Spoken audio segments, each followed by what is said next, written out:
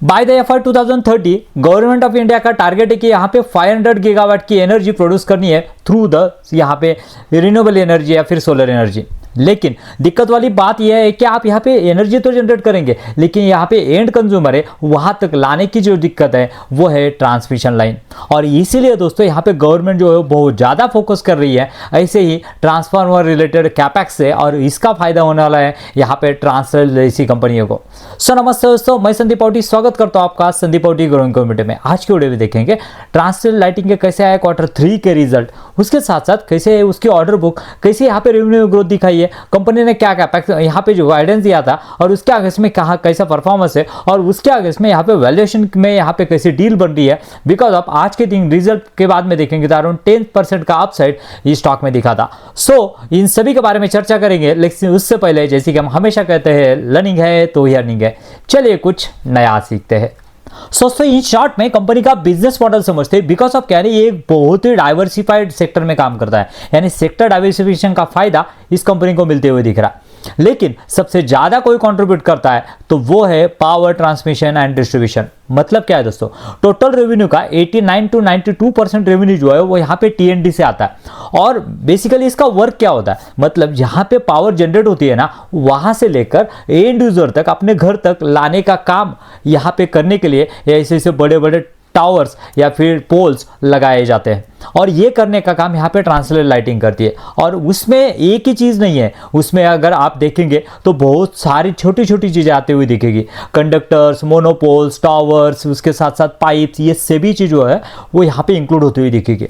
लेकिन कंपनी का ये मोड क्या है, ये कंपनी जो है ये सभी चीज़ें जो है ना वो मैन्युफैक्चरिंग यहाँ पे इन हाउस करती है। उसके वजह से बैकवर्ड इंटीग्रेशन होने की वजह से आपको यहाँ पे जो टेंडर्स यहाँ पे जो आप फिलअप करते हो वो कम रेंज में करते हो। उसके वजह से एलुअल बिडिंग में मतलब आपका जो टेंडर पास होने की और ऑर्डर मिलने की पॉसिबिलिटी आपकी बढ़ जाती है, और इसीलिए ये कंपनी एक एज लेके जाती है बैकवर्ड इंटीग्रेशन के वजह से। सो ये है उनका। उसमें अगर देखें तो ईपीसी वर्क भी करना पड़ता है। उसमें अगर देखेंगे तो बहुत बड़े बड़े, मतलब क्या है कि बहुत बड़े बड़े टावर्स जो है वो आपको यहाँ पे जब भी आप यहाँ पे एग्जीक्यूट करते हो, जैसे कि 1200 किलोवाट, 765 किलोवाट, उसके साथ साथ 800 किलोवाट। और ये क्या होता है ना, ये बहुत ही कॉम्प्लेक्स प्रोसेस होता है। ये कॉम्प्लेक्स होने की वजह से यहाँ पे उसके मार्जिन भी ज़्यादा होते हैं। ये उसी वजह से ट्रांसलेट लाइटिंग जो है वो एक एज लेके जाता है। ये एक पहला रेवेन्यू का सोर्स है। उसके बाद में दोस्तों दूसरा है इनका सिविल कंस्ट्रक्शन, जिससे अराउंड 5% रेवेन्यू आता है। उसमें क्या है, ब्रिज हो गए, टनल्स हो गए, उसके साथ साथ रोड्स हो गए, ये यहाँ पे जो है कंपनी कंस्ट्रक्शन करने का काम करती है। और यहाँ पे अगर T&R में देखेंगे तो PGCIL से बहुत बड़े बड़े ऑर्डर इनको आते हैं। उसके साथ साथ सिविल कंस्ट्रक्शन में भी यहाँ पे कंपनी अच्छा खासा यहाँ पे जो है वो मार्केट शेयर जो लेके बैठी है। उसके साथ साथ अगर देखेंगे तो रेलवे में RVNL जैसे जो कंपनीज है बड़ी बड़ी गवर्नमेंट के, उनसे ऑर्डर आते हैं। जैसे कि रेलवे की बड़ी बड़ी लाइन्स होती है वो डालना रहता है। उसके साथ अंडरलाइन जो केबल्स वगैरह बिछानी होती है वो बिछाने का काम करती है। इससे अराउंड 2% का रेवेन्यू आता है। और उसके बाद में एक ग्रोइंग सेगमेंट है वो है पोल एंड लाइटिंग, मतलब जो कि अपनी स्ट्रीट लाइट वगैरह रहती है, उसके साथ साथ स्टेडियम की लाइट वगैरह रहती है। ऐसे बड़े बड़े प्रोजेक्ट लेने का काम यहाँ पे कंपनी करती है। और उसके बाद में अभी कंपनी ने सोलर ईपीसी में भी यहाँ पे जो है यहाँ एंटर किया हुआ है, जो कि यहाँ पे इंस्टीट्यूशनल सोलर, कमर्शियल, उसके साथ साथ solar park and so on. ऐसे कंपनी का डाइवर्सिफिकेशन होते हुए दिखेगा हमें, जो कि दर्शाता है कि ये कंपनी एक सेक्टर डाइवर्सिफिकेशन और प्रोडक्ट डाइवर्सिफिकेशन। बिकॉज ऑफ क्या है ना, अगर यहाँ पे पावर सेक्टर में डिमांड नहीं है तो फिर भी यहाँ पे कंपनी अपना फोकस शिफ्ट करके यहाँ पे बाकी किसी सेगमेंट में ऊपर फोकस करके यहाँ पे रेवेन्यू अपना जनरेट कर सकती है, गाइडेंस को मीट कर सकती है। This is one of the great thing. So अभी अगर देखेंगे तो कंपनी का ऑर्डर बुक कितना है ये देखना जरूरी है। बिकॉज ऑफ क्या है ना, ये ईपीसी कंपनी हो गई या फिर पावर कंपनियां हो गई, इनके लिए ऑर्डर बुक बहुत ही इंपॉर्टेंट रोल प्ले करता है। देखिए यहाँ पे देखा जाए तो यहाँ पे अनएग्जीक्यूटेड ऑर्डर की बात की जाए तो यहाँ पे अराउंड 15,000 करोड़ के ऑर्डर जो है कंपनी के पास एग्जिस्टिंग में अभी अवेलेबल है। उसमें अगर देखें जैसे कि हमने देखा 92% यहाँ पे जो है वो पावर एंड ट्रांसमिशन। उसके साथ अगर देखेंगे तो 5% जो है 5% जो है वो कंट्रीब्यूट करता है अराउंड सिविल। उसके साथ साथ 2% जो है वो रेलवेज एंड 1% जो कंट्रीब्यूट कर रहा है वो पोल एंड लाइटिंग है। और जस्ट ओनली ये जो सोलर का जो है जस्ट ओनली शुरू हुआ। सो अगर यहाँ पे कंपनी की टोटल बात की जाए तो ऑर्डर इनफ्लो इनटेक अगर देखें तो 5000 करोड़ जो है वो लास्ट क्वार्टर में आए हुए, और टोटल ऑर्डर अनएग्जीक्यूटेड ऑर्डर अगर देखेंगे इंक्लूडिंग द L1 बिडिंग मतलब ये होता है कि आपने सबसे लोअर बिड ये की हुई है, और ये पॉसिबिलिटी है कि आपको ये जो ऑर्डर वो एग्जीक्यूट होंगे, मतलब मिले नहीं है लेकिन मिलने की सबसे ज़्यादा पॉसिबिलिटी जो है वो वहाँ पे। सो यहाँ पे अगर देखेंगे तो कंपनी का टोटल ऑर्डर बुक देखेंगे तो अराउंड 18,000 करोड़ का ऑर्डर बुक हमें होते हुए दिखेगा।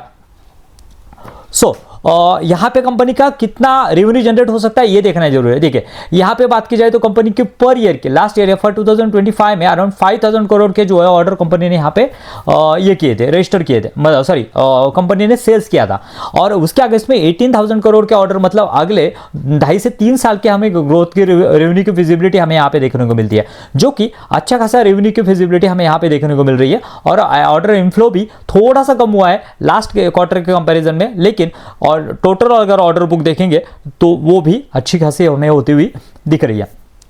सो कंपनी का कैपेक्स प्लान क्या है, कंपनी ने क्या है ना, कंपनी के कैपेक्स प्लान बहुत ही एग्रेसिव है। बिकॉज ऑफ क्या है दोस्तों, अगर यहाँ पे जैसे हम कहते हैं कि यहाँ पे अगर रिटेल जैसे कि V2 रिटेल वगैरह है, रिटेल सेगमेंट में स्टोर एक्सपेंशन बहुत जरूरी है, बिकॉज ऑफ यहाँ में ये फ्यूचर की रेवेन्यू की विजिबिलिटी देता है। सिमिलरली ज्वेलरी शॉप में देखेंगे तो यहाँ पे स्टोर एक्सपेंशन किस तरह से हो रहा है, मतलब जो ज्वेलरी के शॉप जो है वो किस डायरेक्शन में किस तेजी से यहाँ पे ओपन कर रहे हैं ये देखते हैं। वैसे ही यहाँ पे अगर देखेंगे तो ये EPC कंपनीज में यहाँ पे कैपेक्स किस तरह से हो रहा है ये देखना बहुत इंपॉर्टेंट रहता है। सो देखिए यहाँ पे कंपनी का कहना है कि यहाँ पे जो है टावर जो है 84,000 मैट्रिक टन पर एनम अभी कैपेसिटी है प्री कैपेक्स में। कैपेक्स होने के बाद में फेज 1 और फेज 2 दो फेज में यहाँ पे कैपेक्स होने वाला है कंपनी का, वो डबल हो जाएगा ऑलमोस्ट, यहाँ पे 1,92,000 मैट्रिक टन पर एनम। कंडक्टर की बात की जाए तो कंडक्टर 24,000 किलोमीटर से अराउंड वो भी डबल होने वाले 49,500 किलोमीटर्स। सो उसके बाद में अगर यहाँ पे देखेंगे तो टाइमलाइन क्या दी है, फेज 1 फेज 2 जैसे कि हमने कहा था, फेज 1 ऑलमोस्ट यहाँ पे जो एग्जीक्यूशन में है ब्राउनफील्ड, यहाँ पे टावर की बात की जाए तो वो अराउंड 70% कंप्लीट हो जाएगा बाय द FY 2026 क्वार्टर 4 में एंड द FY 2026 के।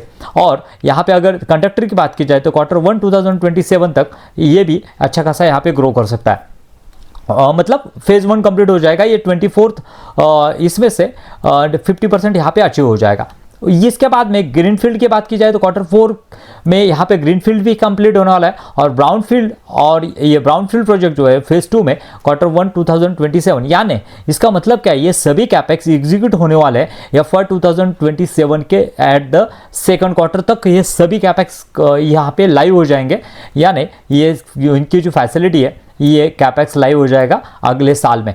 सो अभी भी कंपनी के पास यहाँ पे ऑर्डर बुक अच्छा है, और उसके साथ साथ कंपनी की जो यह है कैपेसिटी है वो 100% यूटिलाइजेशन नहीं है, लेकिन आगे की सोच के हिसाब से कंपनी बहुत ही एग्रेसिवली यहाँ पे पुशअप कर रही है।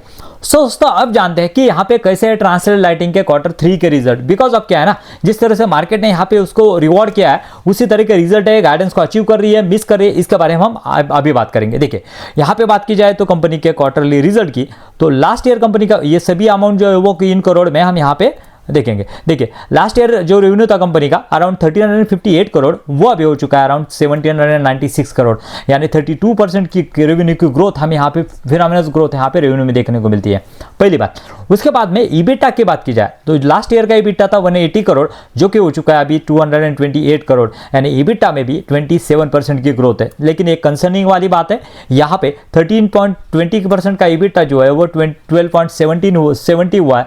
सो ये देखना होगा कौन कॉल में कि हमें ये EBITDA जो है वो डिक्लाइन क्यों हुआ है, ऐसे कौन सी जो ऑर्डर आए थे और एग्जीक्यूशन के वजह से यहाँ पे जो EBITDA डिक्लाइन हुआ। पैट की बात की जाए तो पैट जो है वो यहाँ पे 93% का पैट जो है वो यहाँ पे 127 करोड़ हुआ है, यानी पैट अगर मार्जिन देखेंगे तो यहाँ पे पैट में 36% की ग्रोथ है, और मार्जिन में भी यहाँ पे इंप्रूवमेंट है पैट में। बिकॉज ऑफ क्या है ना, पैट में मार्जिन के इंप्रूवमेंट की वजह क्या है, तो यहाँ पे अगर देखेंगे आप तो उसका जो उन्होंने डेप जो है IPO जब लाए थे उस समय उन्होंने डेप रीपेमेंट किया था। देखिए अगर यहाँ पे क्वार्टर ऑन क्वार्टर बेसिस पे भी देखें तो इंटरेस्ट में हमें पता चलेगा कि किस तरह का इंटरेस्ट में चेंजेस आया है। देखिए यहाँ पे देखेंगे तो लास्ट ईयर में इंटरेस्ट हम अराउंड यहाँ पे देख सकते हैं, नहीं उन्होंने बाद में फिर से कैपेक्स किया हुआ है। सो ये हमें दिखेगा नहीं, कैपेक्स के वजह से यहाँ पे डेप जो है वो इंक्रीज हुआ है। हालांकि डेप टू इक्विटी जो है वो 0.39 है, अभी भी फेवरेबल है, जो कि यहाँ पे कंपनी एग्रेसिवली कैपेक्स कर रही है। सो पैट मार्जिन भी अच्छे खासे कंपनी के बढ़े हुए हैं। 9 मंथ के बेसिस पे देखेंगे तो वो और भी यहाँ पे जो है वो लुक्रेटिव यहाँ पे देखने को मिलेगा। 49% की रेवेन्यू ग्रोथ, यहाँ पे 40% का EBITDA ग्रोथ और यहाँ पे 61% की यहाँ पे जो पैट ग्रोथ, यानी पैट में यहाँ पे बहुत तेजी से यहाँ पे एक्सपेंशन होते हुए दिखेगा। दोस्तों बाकी के मैट्रिक भी अगर देखेंगे तो अच्छे खासे यहाँ पे इंप्रूवमेंट देखने को मिल रहा है। देखिए डेप टू इक्विटी की बात की जाए तो डेप जो है कंपनी का डेप टू इक्विटी देखेंगे तो 0.71 था, वहां से बढ़ के 0.78 और अगर अभी देखेंगे तो 0.39, यानी यहाँ पे डेप टू इक्विटी जो है यहाँ पे कंपनी का ड्रास्टिकली रिड्यूस हुआ है। उसके वजह से यहाँ पे कंपनी को यहाँ पे जो है वो ऑपरेटिंग लेवरेज मिलने में आसानी हो रही है। सो उसके साथ साथ EBITDA, इसका ROE अगर देखें, ROE का ट्रेंड भी बहुत बढ़िया तरीके से यहाँ पे ग्रो हो रहा है, जो कि अराउंड 15% का ROE अराउंड 25% तक चला गया। और उसके साथ साथ यहाँ पे कंपनी की इफिशियंसी भी पता चलती है, बिकॉज ऑफ यहाँ पे कंपनी बैकवर्ड इंटीग्रेशन कर रही है। 91 जो वर्किंग कैपिटल डेज थे वो अभी कम होकर 83 वर्किंग कैपिटल डेज बचे हैं। सो ये भी ट्रेंड दिखाता है कि कंपनी कितने इफिशियंटली यहाँ पे जो है वो यहाँ पे वो काम कर रही है। सो दोस्तों इन टर्म्स ऑफ सभी पैरामीटर देखेंगे, ग्रोथ के मामले में अच्छा है, उसके साथ साथ यहाँ पे देखेंगे तो कंपनी का कैपेक्स अच्छा है, फ्यूचर में भी विजिबिलिटी मिलती है, कंपनी का यहाँ पे ऑर्डर बुक अच्छा है। ये सभी चीज़ें जो है वो कंबाइन होने के साथ में यहाँ पे जो है वो मार्केट ने उसका रैली किया। लेकिन ये जानना जरूरी है कि वैल्यूएशन अभी भी फेवर में है क्या। यहाँ पे देखिए मार्केट कैप है 7000 करोड़ का है और यहाँ पे पी अगर देखिएगा तो 16 का पी है। अभी आते हैं वैल्यूएशन के ऊपर। देखिए वैल्यूएशन की बात की जाए तो लास्ट ईयर कंपनी ने रेवेन्यू जनरेट किया था 5000 करोड़ का, 5300 करोड़ का, और उसके ऊपर 327 करोड़ का पैट, जो कि पैट मार्जिन रहे 6.16। और अगर देखेंगे अभी तक कंपनी ने कितना किया है, 5000 करोड़ का रेवेन्यू अभी तक किया है, यानी Q3 तक। लास्ट ईयर के कंपैरिजन में 95% तो अभी कर चुकी है कंपनी। और कंपनी का टारगेट कितना है ना, कंपनी का टारगेट है कि हम यहाँ पे इन द FY 2026 यहाँ पे 25% से ग्रो करेंगे, यानी 25% से ग्रो करेंगे। और अभी देखेंगे कंपनी का पी, स्टॉक का पी जस्ट ओनली 17 का है, फिर भी ये बहुत वैल्यूएशन और लुक्रेटिव है। लेकिन अगर ये 25% का यहाँ पे जो यहाँ पे अचीव करते हैं तो ये हो जाएगा, यहाँ पे हम कह सकते हैं कि यहाँ पे 75% तो अचीव कर लिए, 24% ही यहाँ पे बचे हुए हैं। मुझे लग रहा है कि यहाँ पे जिस तरह का ट्रेंड रहता है ना यहाँ पे ट्रांसलेट लाइटिंग का, हम यहाँ पे देख सकते हैं क्वार्टर ऑन क्वार्टर बेसिस पे कैसी ग्रोथ रहती है कंपनी के, यहाँ पे देख सकते हैं। जो कि लास्ट ईयर में देखेंगे तो मार्च में जितना रेवेन्यू बनाया था ना, और उतना ही रेवेन्यू यहाँ पे उन्होंने दिसंबर में बनाया था, यानी 2000 करोड़ तो आराम से कर जाएगी कंपनी। और यहाँ पे अगर 2000 करोड़ का इजाफा अगर यहाँ पे इम्प्रूवमेंट होता है कंपनी में, तो हम कह सकते हैं कि यहाँ पे अराउंड 30% की ग्रोथ ये कंपनी आराम से डिलीवर कर सकती है। अगर यहाँ पे पेग रेशियो देखेंगे तो 0.6 का पेग रेशियो है। और जिस तरह का वैल्यूएशन अभी तक कंपनी को मिला है, मुझे लग रहा है सेक्टर में टेलविंड है, कंपनी कैपेक्स अच्छा कर रही है। उसके साथ साथ हमने देखा ऑर्डर बुक कंपनी की अच्छी है, सेल्स ग्रोथ अच्छी है। FY 2027 का गाइडेंस क्या रहेगा ये देखना इंपॉर्टेंट है। और उसके साथ साथ कंपनी के वैल्यूएशन भी यहाँ पे कंफर्ट होते हुए दिख रहे हैं। ये था एनालिसिस। अगर वीडियो अच्छा लग रहा है तो वीडियो को लाइक करना मत भूलिए और चैनल को सब्सक्राइब कीजिए, बिकॉज ऑफ ट्रांसलेट लाइटिंग को हम कंटिन्यूसली यहाँ पे ट्रैक करने वाले हैं। मिलते हैं नई वीडियो में। Thank you very much.